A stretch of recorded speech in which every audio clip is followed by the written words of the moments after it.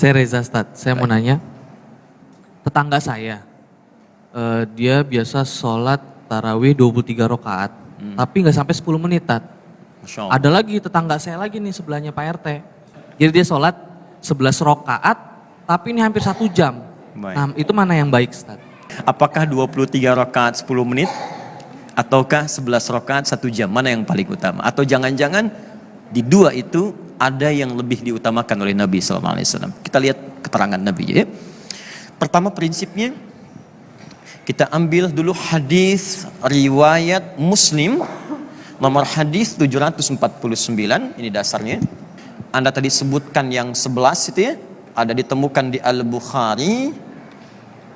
Nomor hadisnya 2008, yang ini Sayyidah Aisyah radhiyallahu taala anha yang meriwayatkan, yang ini Ibnu Umar, anaknya Umar bin Khattab ya. Radhiyallahu taala anhuma. Kemudian formulasi 11 yang kedua, ada yang 22 ujungnya 1, ditemukan di riwayat Abu Daud. Nomor hadis 1369, yang ini meriwayatkannya Ibnu Abbas, anaknya Abbas radhiyallahu taala anhuma.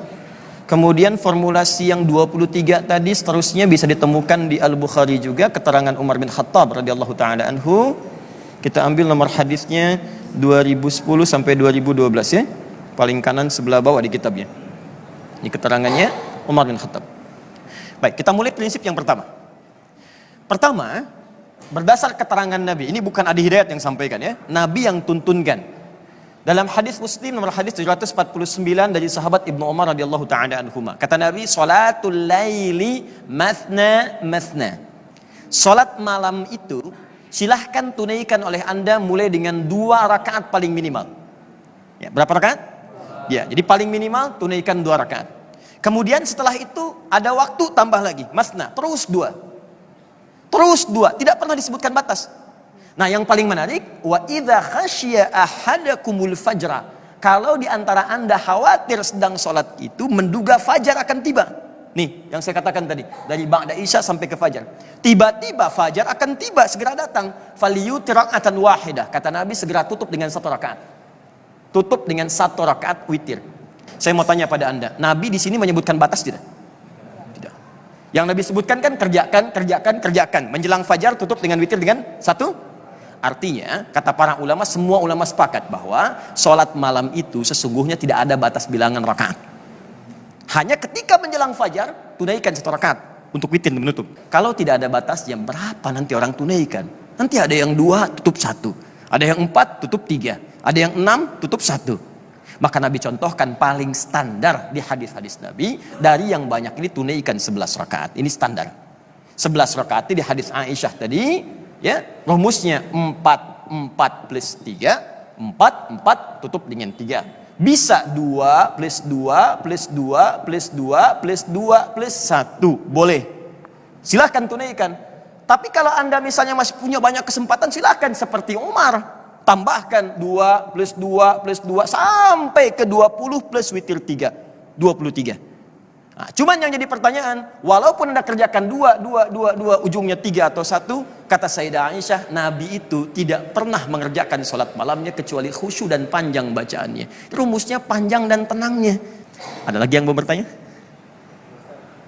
Masya Allah, silakan. Assalamualaikum. Assalamualaikum warahmatullahi wabarakatuh. Mau nanya tentang sholat tarawih, Ustaz.